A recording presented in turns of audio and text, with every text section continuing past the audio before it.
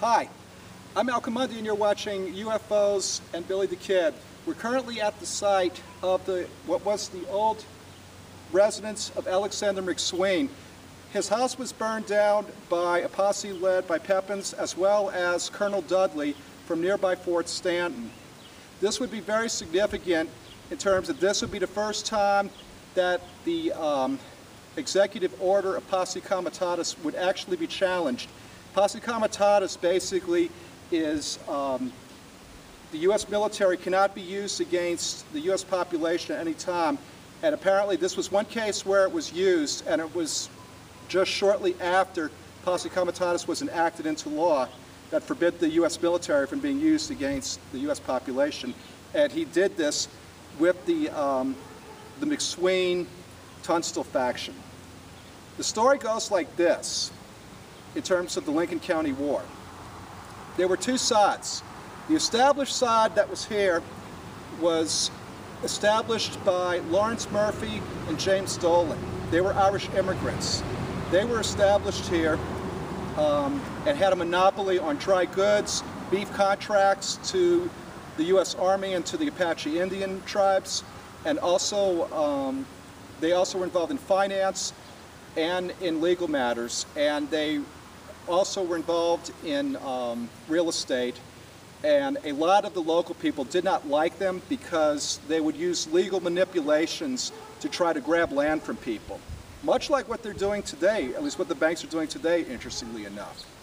So, if there's any moral with the Lincoln County War, it's that the root of all evil is the love for money, and this was about two sides that had an audacious love for money that led to one of the most violent wars in U.S. history, at least on a local basis, between local populations. Anyway, Lawrence Murphy and James Dolan, pretty much there wasn't $1 spent here that they didn't get a piece of. Now enter a brash Englishman. Notice what I said, the other two guys were Irish immigrants. You now have an Englishman with a lot of money and his attorney. The Englishman was John Tunstall, and his attorney, who was also English, was Alexander McSween. They came here, at least John Tunstall came here, he wanted to establish a cattle empire. And he wanted to take on the Murphy-Dolan house. Lawrence Murphy would die of natural causes in 1875, and James Dolan would pretty much take over the business. Tunstall and McSween pretty much competed against him head and head, and there was animosity in terms of competition, and it was obvious that you had the old English-Irish dislike for each other with both of them here. The story goes that Alexander McSween was working on a life insurance policy proceeds. He was doing legal work for the wife of James Dolan, i.e. the competitor. And he basically sat on a $10,000 life insurance proceed amount for month after month after month, pretty much squeezing it for what it was worth.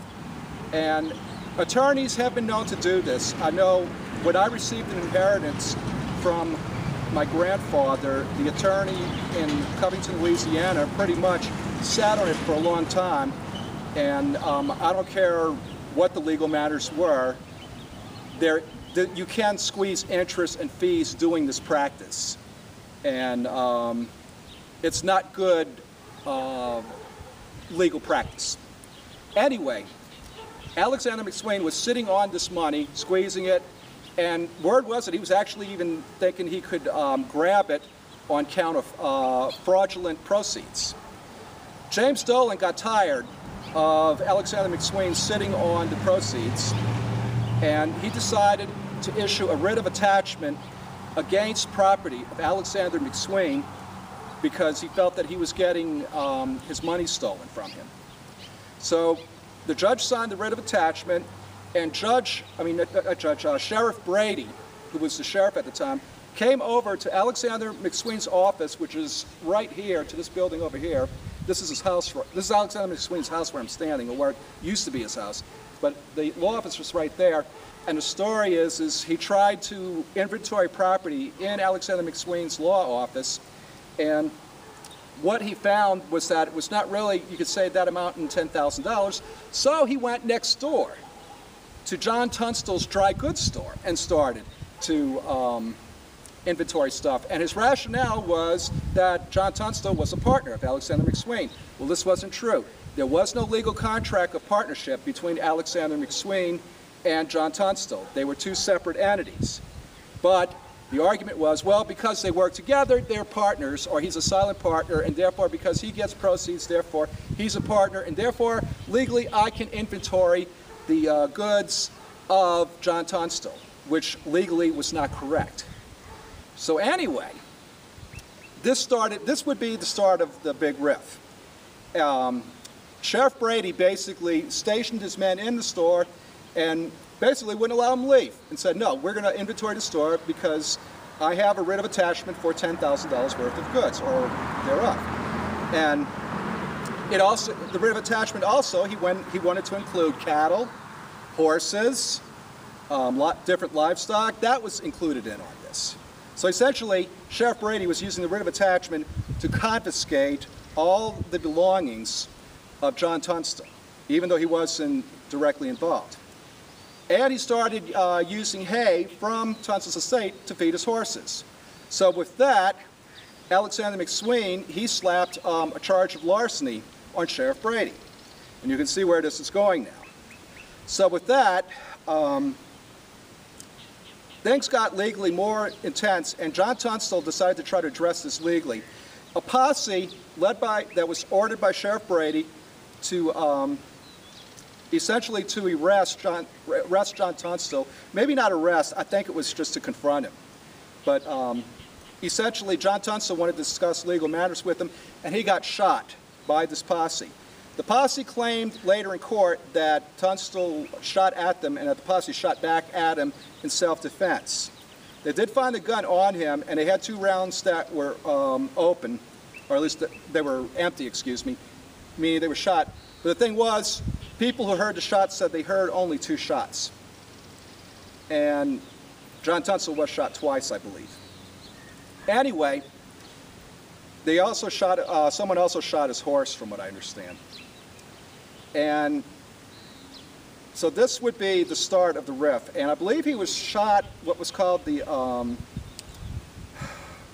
it was some kind of pass. I couldn't find out exactly where, but it was a pass over in the western side of Lincoln, between Lincoln and Capitan, I think, which is another section of New Mexico. But anyway, so that would be the start of that, and they formed a posse.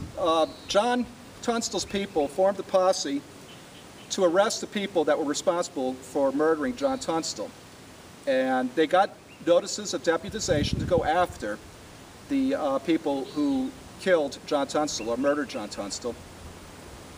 And the person that came to mind most was Sheriff Brady. And this is where the troubles really would start. The Tunstall group, they called themselves the Regulators. And Billy the Kid was among this group because he was employed by John Tunstall and Alexander McSween to protect their cattle and their livestock. And the first target they went after was Sheriff Brady. So with notices of deputization, they waited for Sheriff Brady to walk his morning walk, and they absolutely riddled him with bullets. And Billy the Kid would get a gunshot wound in the, a gunshot wound in the thigh, I believe it was, while he was trying to take Brady's rifle away, because he claimed that when he was released by the Tunstall store, since Brady was holding it, Brady wouldn't give him back his rifle. And I think that's going to complete part 1 of the Lincoln County war history and the rise of Billy the Kid. And we're going to go to part 2 now, and this is the aftermath of Sheriff Brady getting shot. So we had John Tunstall, one of the main competitors in Lincoln. He gets shot. His group of people go after the sheriff of the town, who they think ordered to kill, and killed him. And of course, the rest starts a big, big, big fight. So we're now going to go to part 2. You are watching UFOs and Billy the Kid. Thank you for watching.